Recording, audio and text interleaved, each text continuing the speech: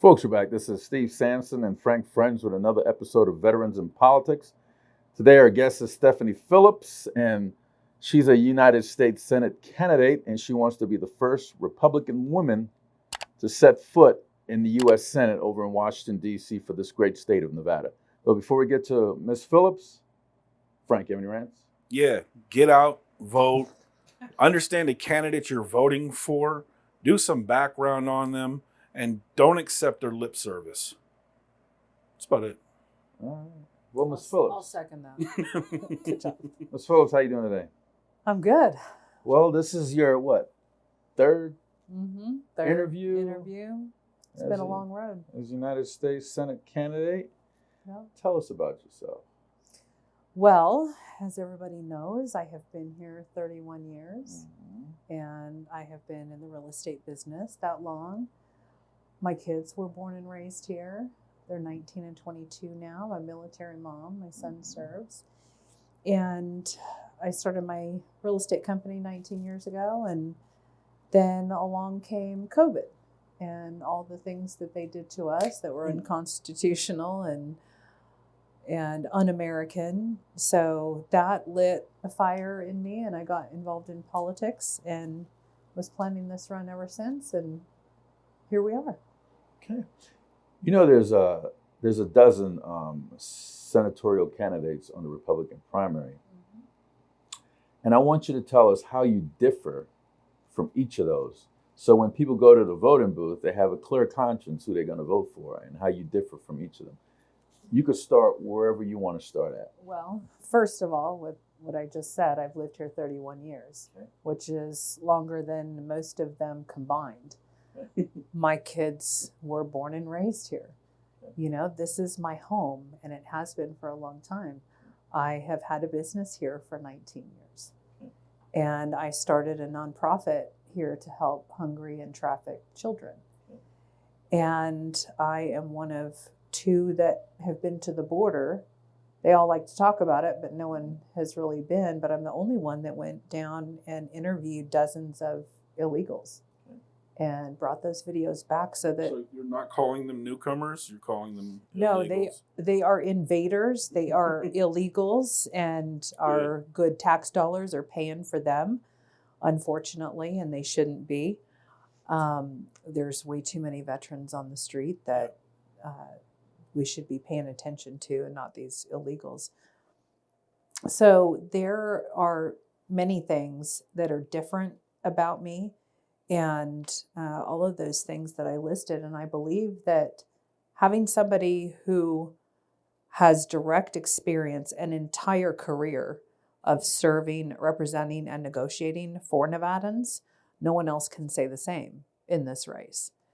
And we see a lot of these people come from other states. They run, failed elections, and then they come here and try their luck here and are just here for a seat. So carpetbagging, a lot of carpetbagging. People think Vegas is the place to come take a squat on. Sure.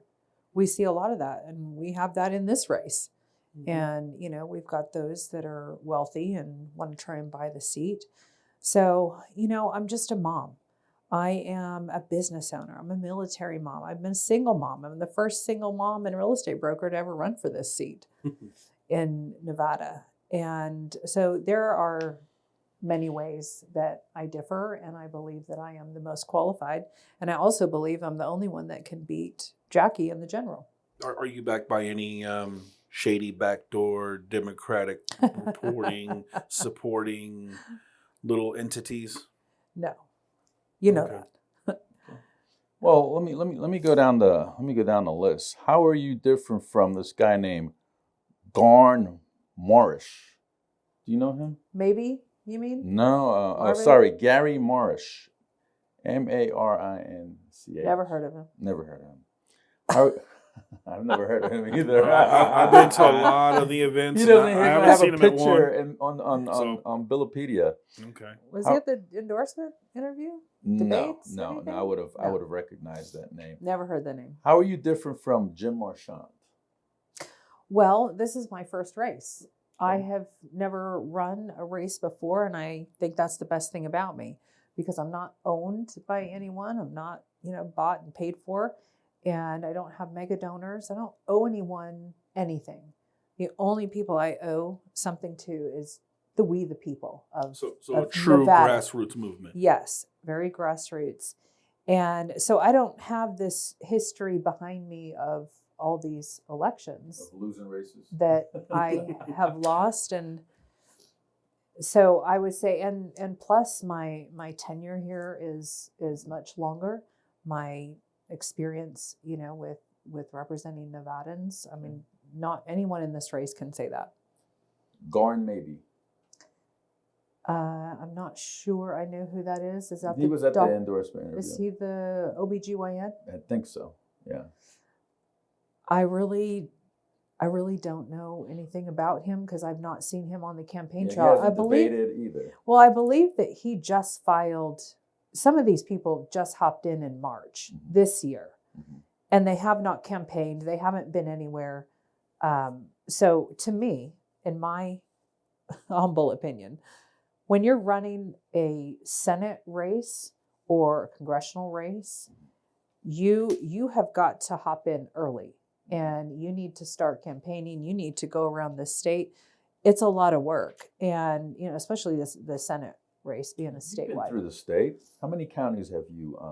Most of them, most all of them. And there were 17 counties? Yes. And you've been to 15, 16 of them? Yes. Okay. So what have you learned going through the rurals? Their needs are completely different than ours. And just driving through the state of Nevada, I mean, I've told you some of my experiences. We need some money for roads in the rurals. Have you been through, my goodness. I used to take equipment and build air conditioning units and refrigerator units all throughout Nevada, Reno, been through a couple other places. So yeah, they're bad. It is incredible. Alamo and Lincoln County, I got you guys. Because I'm not sure which one we're looking at. The iPad there? They're okay. all there. Lincoln County, I got you. Elko. All these places, you go up through the state and you see these deteriorated highway signs that have, you can hardly even read them anymore. And so when I was in Lincoln County, I was speaking with the commissioners there at one of the meetings, and they said all this federal money that came in for roads all went to Clark County. So it leaves them out. And so anyway, and cell phone towers, we need cell phone towers in this state. You lose connection all along the way. I cannot believe, I'm actually shocked how bad it is along the way. You get that 45-minute stretch from here to Paiute, you don't get no signal. Yeah. Or at least emergency phones along the way. Right. That'd be nice. Yeah. The wild horses versus feral horses, depending on which side of the aisle that you're on, the wild horse problem that we have here in the state, there are so many of them, and we need to get those numbers lower. But what I have found, listening to both sides, and I went to that wild horse debate up in Elko, and that was many months ago. Did any of the other candidates go to that? No, nobody else was there, as far as candidates go, or not in my race at least. But both sides care about the horses and the well-being of these horses.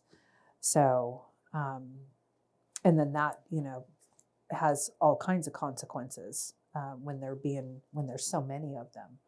How about hospitals or clinics or anything like that? That too. I have been in many places, and these people, they have to travel over an hour just to get some, medical help and things like that. So, yeah, there needs to be some attention paid to the rural. And it's no wonder. Everywhere I have gone, they tell me, thanks for coming to visit us. No one comes to visit us.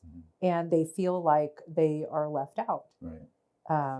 Because of some, these things. So, yeah, they definitely need some attention. So you're saying your focus is going to be the best for Nevada, all of Nevada, including all of the Nevada, rural. right?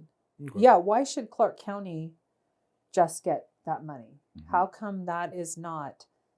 I mean, because if you travel these roads and you look at some of these, I mean, they really, really need some improvements. Yeah. So infrastructure is going to be Mhm. one of your main things. Okay. Yeah, flood mitigation measures, and that's another thing we talked about in Lincoln County at the commission hearing. There's just a lot. There's a lot of things. And what about the land grab? Because Oh, I've heard you yeah, mention that a few times. Yeah, the 30 by 30. That's something that nobody was talking about, and nobody really knew, and I didn't know until I started researching that. And that's something that Biden signed in this executive order his first week in office, and it was hidden in this climate EO. And a couple of paragraphs in there talks about the federal government wanting to control 30% of our land and waters by 2030, and by 2050, 50%. And this is not only domestically, not only here, but this is an international agenda. So the same government that's inefficient now wants more control over Nevadans so they can be more inefficient in the next 30 years. Right. Yes. Okay. Okay, You got it, Frank. This makes sense. Got it, I'm Frank. understanding it now. So if you look into this, and I read a lot about it, and if people go to American Stewards for Liberty, they have been fighting this since day one, and they've been trying to get that message out. But it's really scary because the Washoe lands bill that Rosen brought forward, if you read some of the articles on that, it directly says in there, 30 by 30. I call it a land grab, but now they have repurposed that name 30 by 30, and they call it America the Beautiful, and it's all under the guise of conservation. But it's basically control. And if you look at all of these millions of acres that Biden has designated as national monuments, 500,000 acres here, just last August was almost 1 million, just under 1 million in Arizona.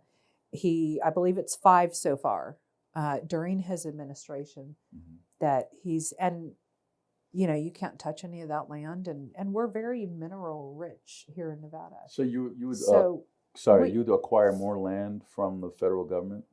Yes, I think that we need that, and mining the minerals that we have here. We have these resources. Why are we going to China? Because China controls a lot of that. Why are we going to China for this stuff when we have these resources here? So we have resources here, but if you look at the economy right now, everybody is fleeing California. They're just they're getting out. Right. Yeah, there were a lot of them at the Trump rally this last month. Buddy. Oh, there were people all over. I was amazed. It was Utah, Idaho, Arizona, California. You got these people fleeing these areas, which I think puts Nevada in a very unique economic opportunity to become the West Coast hub of certain things that are leaving California, like factories and things like growing hemp or looking into graphene. We could put factories here because, one, we don't charge the way California is going to charge them. We're not going to tax them into oblivion at this point. Would you do something with that land to bring businesses here, maybe some incentives, or like we need a factory here? You know what I mean? A great thing I think would be a great idea is bring a weapons factory here, like a Glock manufacturer. They have one in California. Well, they're getting taxed out of the wazoo. They got to make specialized weapons. They got to follow all the little California anti-gun laws. Are you pro 2A enough to try and bring something here to Nevada, or what do you stand on 2A? You know where I stand on 2A. I am very pro 2A. I have had a CCW for many years. And that's one thing that I believe we should have a universal CCW law that covers the entire country. You get it in one state, it's good for the rest. I think that's important. These red flag laws that they have put into effect, those are unconstitutional in my opinion. And we need to do everything we can to protect the Second Amendment, not infringe upon it, because the Constitution is clear when it comes to that. And America, we're the last stand in the entire world. Everybody looks to us. We are the most heavily armed population on earth. Yep. And, that is something. There's about 3 of us armed in here already. We got a lot of firepower in this room. 3 are packing out 4. I always tell people, they're always safe around me because I'm always carrying everywhere I go. The But most safest diverse group in America is CCW holders. But would you Yeah. would you look into maybe bringing a factory here that's getting taxed so heavily in California? Bring a manufacturer here, create jobs in maybe one of these small towns and communities who already know how to gunsmith because they already take care of their own weapons. No, You know what I mean? I think that would be great. And I hear people when we're talking about land, they talk about taking all of the land back from the government, but that is a lot of manpower. That's a lot of money to manage all of that. But certainly taking some of that for, affordable housing and, growth and things like that. Yeah, absolutely. And I think that more and more business needs to come into our state. How about Barry Linderman? How you different from him? I don't know a whole lot about him. I know I've been here longer than him. He's are recently a Republican. Yeah, he ran in the last election as an independent. I think libertarian, I think it was. Was it independent or libertarian? Okay, one of those. Mhm. And he ran in the last Senate race and then changed his affiliation to run in this race. I believe he's been in the real estate business here. But again, I have been campaigning a long time. I've been on the campaign trail a long time. Okay, how about your favorite, Rhonda Kennedy? How you differ from her? Well, I differ from all of these in that I have been in Nevada so long. And it's my home, and my understanding is that she just moved here at the end of 22, filed for Senate after having run 3 failed campaigns in California. Mm-hmm. So, and then just came here to run for a seat. Lived here a year and a half, this go around. So to me, suspended from the California State Bar, don't have a license in yeah. Nevada. It sounds like there's a lot of carpetbagging going on in your There- race. Like, Oh, come to there is. Nevada because we are. I mean, a lot of voters Right. don't know it, but we're actually a crucial state when it comes to, going red or going blue and getting those final votes. Mhm. We're one of the states that us, Arizona, and I think what's the other one, like Chicago or Philadelphia, like somewhere in that area, they look for it. But it seems like people are sending candidates that aren't Nevada first candidates, and they want to keep Nevada a specific way. How do you go about combating that? They just want a seat. And I have, throughout this whole campaign, I have been very honest and transparent with the voters. When people ask me about other candidates, I believe that you should tell the truth. And sometimes the truth hurts. I haven't had my professional license suspended or taken. And, her law license was suspended according to the California Supreme Court papers. But people need to know, because people don't vet their candidates. I talk about that a lot. Research your candidates, find out, what have they vested in Nevada? What is their motivation for running? My motivation is that this is my home. I want to protect the people of Nevada and defend them and represent them and do it for the right reasons. I don't need a job. I don't need the fame, the name, the money. I don't need any of that. I'm not doing it for that reason. I'm doing it because I see we constantly are losing and we don't have representation the way we should in this state. I know how to do it. I'm good at it. And I believe I'm built for this. I'm made for this. And I'm passionate about it. And I care about our country. I care about this state. And, that's why I'm giving it my all. How about my favorite perennial candidate, Eddie Hamilton? Love some Eddie, man. Eddie. Hi, Eddie. Eddie likes to run for pretty much every seat out there just since I've been involved in this, I've seen him run multiple times, but I think Eddie's heart is in the right place. He just he likes a platform and likes to, talk about the issues, and he's involved, and, he cares. but he runs for everything. Jeff Gunter. Well, this is where I have issues when I see wealthy people come into a race and it appears that they're buying it. You know, when they drop in millions of dollars into this race, and to me, that's what that looks like. And when you are reportedly a registered Democrat in California, your home is in California. You know, I've heard that he was registered as a Democrat all the way up to 2021. I have never heard him clarify or clear up any of this. He's never been to a debate. Which, no, he's never debated. A lot of candidates are scared to debate, Steve. Well, neither him or Sam have debated. You know, neither. We're gonna get to him. Neither one have shown up to debate. But when you're looking at the GOP's own information on his voting record, there isn't one until the presidential caucus in February. So if you're asking for Nevadans to vote for you, shouldn't you be involved in Nevada politics and vote in our elections? Shouldn't you care about our politics? Shouldn't you live here? So these things are, to me, people need to know these things because that's important. To me, that is important.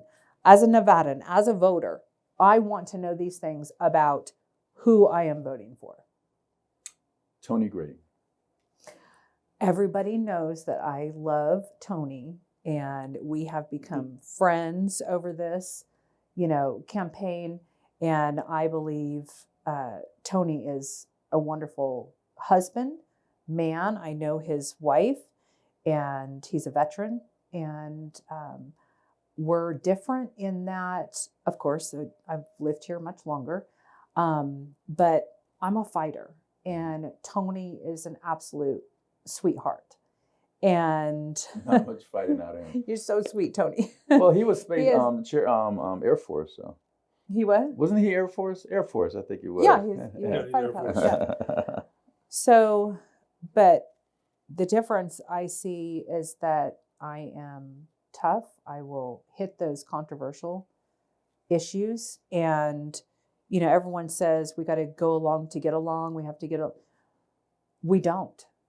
Because we need people who are actually going to stand up to the establishment, to corruption, to these people like Mitch McConnell that sell us down the river all the time. These people that have been in Congress for decades and decades, that have become ineffective. We need somebody who is extremely bold, who's a fighter, and who's going to stand up for the people. And, I would never say. You said you're not going to go along to get along. 2 quick questions for you. Because what you just said kind of shows our system's problem is that we have these people who are in there for decade after decade after decade who owe backdoor favor to backdoor favor, and they sign their soul away. Would you sign a bill making everybody go to term limits? I believe term limits, it should be 2 terms in the Senate and you're done. But I think in the House, they should be 4-year terms. That 2 years it's so short. So if it were a 4-year term, then I would say 3 4-year terms. Okay, so and then the second question, since you said you're willing to go against the grain and not go along to get along, you see all these people going along, getting along with this pornographic books in school and this gender ideology in school and not telling parents about what's going on with their kids and keeping secrets, taking power away from parents. Where would you stand on those issues? Would you remove these books from school and stop this gender ideology that's hurting our children? See, now that's one thing that I've talked about a lot. Everybody knows I talk about children all the time, and I talk about that very subject. And I have said many times that I would not approve any federal funding to these schools that put these books in the hands of our kids, who put biological boys in our girls' private spaces and sport programs, and all of this ideology that they are shoving down their throats. We need to be teaching them life skills, how to balance a checkbook, how to maintain and open a bank account, things about voting, politics, the economy, saving money, these types of things. Stock Home, options. how to maintain a home. 529 count, Roth IRA. Yeah, why are we teaching them about oral sex and all of these horrible things that are in these books? I mean, yeah, we got to have the standard health class and the birds and the bees, but what they have done now is completely twist that and perverted that and made that so graphic for these little kids, and it's completely unnecessary. So yeah, I will do everything I can to protect the kids as far as that goes. But let me get back to the go along to get along. You have to be able to work with both sides. You have to be able to work with everybody and be a diplomat. And that is something that I am very good at, because in my business, my clientele has been people from all walks of life, different cultures, religious backgrounds, political backgrounds. It is so diverse, this group. And I work with everybody very well, and they all trust me implicitly. And that is something very important in my work. My clients need to trust me, and they do, and I'm very grateful for that. So you don't go to Washington and just, bulldoze your way through, and I'm not saying that. But what I'm saying is, when it comes time to standing up for funding our border and our national security and our country before others, we need to put us first, America first, our citizens first.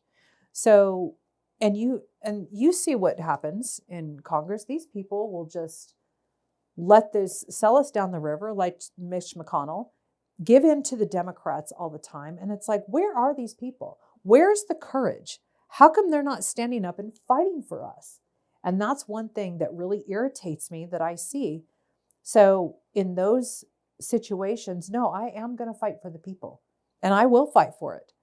So, and I don't mind doing it. So, I can get along with anybody pretty much. But when it comes to our country and our children and our veterans and our seniors and our national security, those things is very important. Would you try to, since you brought veterans up, would you try to, right now, the way it works when it comes to dental in the Veteran Administration, dentistry is only given to veterans that have 100% disability. They say it's not a medical problem, but it is. It is a medical problem when your teeth get bad and you get bacteria and all that stuff. Would you try to change that in some way, like make it for all veterans, or make it for veterans that are 50% disabled and on up, or how would that look like? No, I think that that all of them should have dental coverage. I believe that we need to, after everything that our veterans sacrifice, go through, everything that they do to serve us, that's the least that we could do for them. So there's many things. We've talked about that many times. I can, get into this deeper. I don't know how much time we have, but there's a list of things that I would like to do for veterans. What are some of those other lists? Well, the VA disability application process, that whole thing, we've talked about that many times. It is so cumbersome. You have to hire outside help to get all that together, and it takes months and months and sometimes years to get this. And we were just talking. And there's no somebody, exit program except for the Air Force. They have one, but the other branches, the one that actually go to face-to-face combat, have no exit program. I think that should be something that should be done right up front. That, amount established. And I realize that, symptoms over time, they get worse and things develop. So when people go back for that 100% disability, it shouldn't be that hard. The medical records should be... It'll show the decline. Right. Well, it should be so available. And there's a lot that are not. It's not that easy to get some of these. They have to go back and do all of this. There has to be a way to streamline this and make this easier for veterans. And because I've talked to so many, and how many weeks and months sometimes that they are waiting for appointments. Even a simple call back about getting these appointments. Some people are waiting days. Why is that? That doesn't have to be. That doesn't have to be. There needs to be some accountability there. How about Vincent Ragu? Do you know him? Never heard it. I don't even know who that He threw his is. hat in your race too. I don't know who that is. He must have filed in March. Isn't there like 12 of them? Yeah, she makes Yeah. 12. Yeah. How about William Conrad? Bill, that's another one we have become friends over the campaign trail. You know, when you see these people time and time again, you get to know them. And he is a veteran, and he and his wife have been in real estate, so we share that. And but I believe that, and I don't want to speak for him, but his motivation for running last time and this time was to go against Sam, because people are very unhappy with him, and he's changed from last cycle to this cycle. So many people have said that, and I believe, you know, that gives Bill a voice to be in this race, and he's another great one. He's a good one, and a really nice guy. But you know, I've again been here much longer. Last but not least, Sam Brown. How do you differ? Well, I'm not a carpetbagger. I didn't, haven't run in other states. So you didn't have an act of God move you from one state to another? No. He says the act of God. No. He said he'll take the act of Act God of God to is what's leave going to make me leave Texas. No.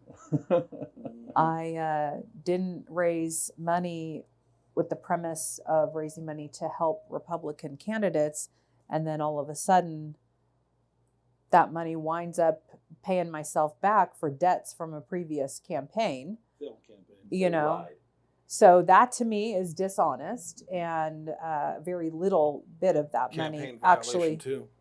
Yeah, I believe there's a ethics complaint there. Wearing his No. uniform. Yeah, Oh, you when you go to covered political that. Events, yeah. But not coming to debates, I really have a problem with that, because the attitude and how that looks is that you're too arrogant and entitled, and you don't have to come debate the rest of us, because I believe he's elevated himself because of the money. Well, what in about the uniparty campaign. parties that are kind of backing him? Have they not elevated him as well? Same thing. It's same thing, but it's all based on money. So just because you have money in your campaign, does that make you better? No, of course it doesn't. Not Does the that better make candidate, you? yeah. No. So, but why don't you come and answer to the Nevada voters? He and Gunter both didn't do that. And both of them have money. So somehow, I believe in their mind, that elevates them and that excludes them. They don't have to do that. You know, Sam has said he will only debate Jackie. And because I believe in his mind, he's already won the primary. So I don't He can't beat Jackie. He's backed by both sides, which is troublesome for me. And like his vibes off, the leaving Texas for an act of God when no act of God occurred. You know what I mean? And now you're here. Then you ran immediately when you moved here. Then you ran again. Well, the reason why he's backed by both sides, that way he could win the primary and lose the general. Yeah. And then Jackie stays in there. So another This- 6 basically years. This a will be- uniparty plan. I believe this will be the fourth election that, if he does get through the primary, he'll, I believe, lose the general, and that'll be his fourth. And when is enough enough? How many times are you going to run? Because I have traveled this state. I have been boots on the ground. I hear what people say. I cannot tell you how many people are upset with him, not voting for him anymore, Trump endorsement or not, regardless. People feel like that Trump endorsement is a gold stamp. And I'm telling you now, like, I'm not voting for Lombardo ever. I love Trump. I'm going to vote for Trump. But he backed Lombardo. I Yeah. won't vote for him. How many other people have Trump backed that didn't win? Black Soul. There's been a lot Black of them salt. in the last, and everybody knows I love Trump. I support Trump. We were at the rally yesterday, but sometimes the information that he is given, Well, the information he was is, given when he was president was false half the time. yeah, it's not good. And, he endorses the wrong person. So, but also on some of these endorsements, when you're looking at a field of candidates, they don't go through each one and, look at and qualify. They don't know anything. All they do is look at money, for the most part. And him being a veteran, I don't believe he's backed by any veteran groups. You're backed by I've 4 not veteran seen, groups. yeah, I've got 4 veteran endorsements. Being a veteran, and that's one thing I love about your organization, Steve. I've never seen you guys rubber stamp somebody just because they've served. Mm-hmm. Never seen it. I appreciate that. As somebody who's never served, I appreciate you guys don't have that black cloud above you that, you're just going to stamp somebody. But even his service to me, like the things I've seen, the things I've read, his interviews, his service needs to be looked at. Mm-hmm. I mean, dereliction of duty, other things that, that just look into it, please. Yeah, and that's what I would say. Plus, and you got your son is in the military. He said he'll never have his son serve in the military. And coming from a veteran, I thought that was disgusting. Yeah, that was pretty bad. And the fact that he's flip-flopped on pretty much every issue. There was I don't know who made this, but there's a website out there called CaptainFlipFlop.com, I believe. I don't know who made it. And he uses the rank of captain, but never actually moved troops with that rank of captain. He got that rank by laying on his back in a hospital bed. What I'm saying, has he actually ever served an operation underneath that rank? No. Not one. Not once. Only first lieutenant.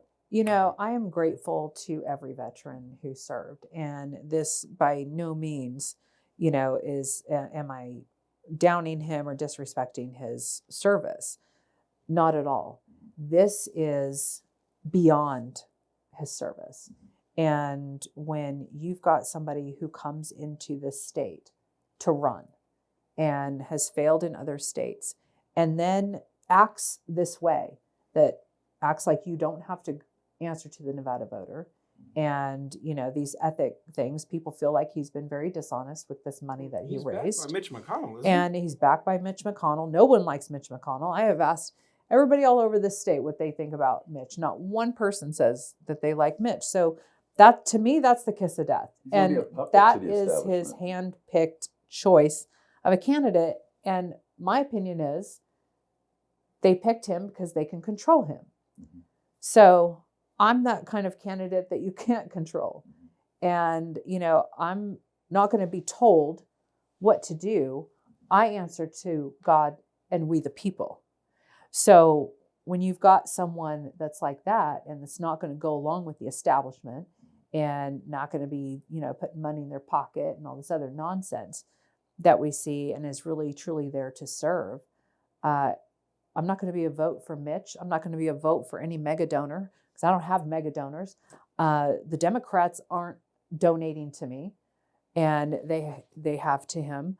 I don't know if that money was returned or not. A Democratic group called what? Blue something? Blue Act Blue. Act Blue. Act Blue. I think it's called Act Blue. Yeah. No clue what it's for. So, and I just want people to see the truth. And people say, oh, don't be negative. It's not being negative. It's being truthful. It's letting Nevada voters know who is in this race and how long they've been here, what their motivations are, what do they really have vested in this state. And, actions speak louder than words. You can hold on just one minute, Frank. It's important to have veterans back you, especially veterans from your party backing you. And then you have veterans from the Democratic group are backing you because veterans could see past the red and the blue, Well, that's the thing with our politics. Our politics is so rank with disease at this point. You got to have people that have seen bad things, to see past the fluff of what's going on. But also like what you said about the transparency, because the greatest disinfectant for a disease like this uniparty, take care of other people overseas type crap we have going on is sunlight. Expose it. I'm not being hateful when I expose things. You're not being hateful when you expose something of another person's character or who's backing them. You're telling the people, hey, you as the people who vote want your voice heard. You have the power. Go look into this. Mm-hmm. I'm not telling you to hate the person. I'm just telling you, go look into the person. That's all. Yeah. If and when you become uh, uh, the senator for the great state of Nevada, you'll be the first Republican woman who ever served for the state of Nevada as a United States Senator. How does that look like? You know, that's amazing. That is Nevada making history. And I'm the first single mother and real estate broker to run for this seat in Nevada. So I believe that it's time, and we need that. We've got 2 female Democrat senators. So I believe it's time that we elect our first Republican woman. And in this particular election, going against Jackie, I believe I'm the one. And I know I get through this primary, I know I'll win that general and I'll beat her. Is there anything you want to say before we come off the air? I just want to, I didn't know that we were going to go through all of that. I thought we were going to talk about Steve never gives out stuff ahead of time, and I love it. I thought we were going to talk about, the campaign journey and, where I feel like, I've been here so long ago when I first started, and now to get to this point and be this far along, and tomorrow is that day. I have worked so hard. You ran circles around all your opponents. Gosh, to this point, I mean, you don't sleep much.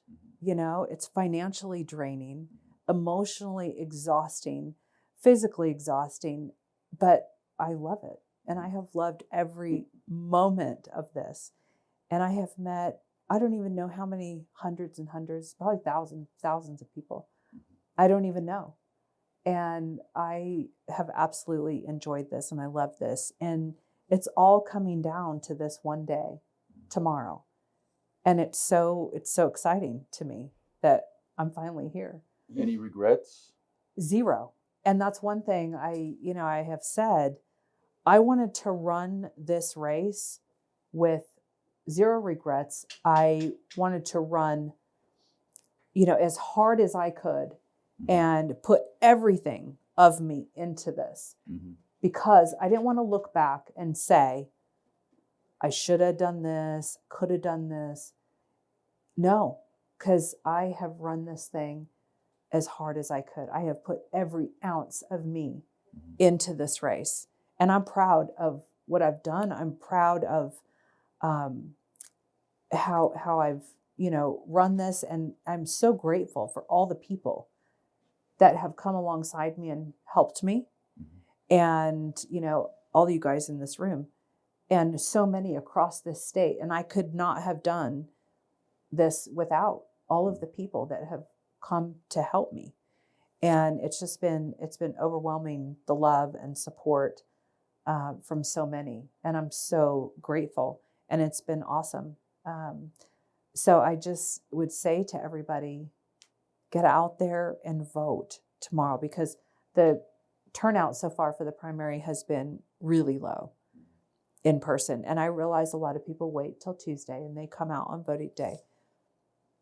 But in the primary elections, we have 18 to 20% or so that vote. And that's super low. Last cycle, we had 25%. But still, that's not a good showing for the whole state of Nevada. And I really encourage people to realize how important it is to vote in the primary, because this person is going into the general against that incumbent. And it's really important that we put the right person through. And especially 2024, because I believe our country is at stake. And if we don't all unite and get involved and vote, we're going to lose our country as we know it. And we are losing liberties and freedoms, all the time, and they are not upholding or defending the Constitution. So if we want to save our republic and our country, please get out and vote. So that is my message today, and I would appreciate a vote for Stephanie Phillips. For me, I would appreciate that very much, and I'm very grateful to be at this point, and I'm so excited for tomorrow. Yeah, they say that you if you want to know who your friends are, run for political office. Oh, you know, after the election, we'll have to sit down and do another podcast on what I've learned, what I've seen, what I experienced, and all of those things, because as a candidate, it is very eye-opening. You don't see the same things until you become a candidate, because I have experienced, not so nice things as a candidate from people in my own party. So that could be for another day, but today we'll stick to the election and the primary, and please go vote, and I appreciate it. Well, Stephanie Phillips, thank you so much for coming on the program. Thank you. I want you to look into the camera and tell the voters to go to the voting booth and vote for you, and any point of contact you might want to give. Thank you. Like I said, everybody, please get out there and vote tomorrow. Even if you have to take time off of work, it is so important. There is nothing more important. This is our country. This is our state. This is our children, and they are the future of our country. And I just think it's so important that we vote, everybody be involved in politics. And please vote for this 31-year resident of Nevada, this single mom, military mom, someone who cares about this state. This state is my home. And what do we do with our homes? We protect them, we defend them, we maintain them, we care for them. I'm going to do all those things for all of the people of Nevada and in this country.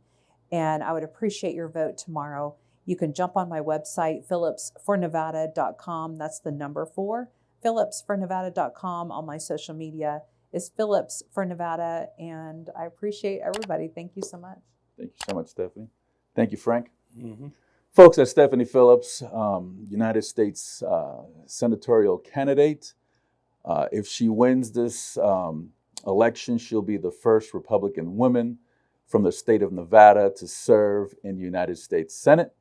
The last time we had a Republican woman go into the primary, that woman's name is Sharon Angle, who ran against Harry Reid, and she could have beat him in the general election as well.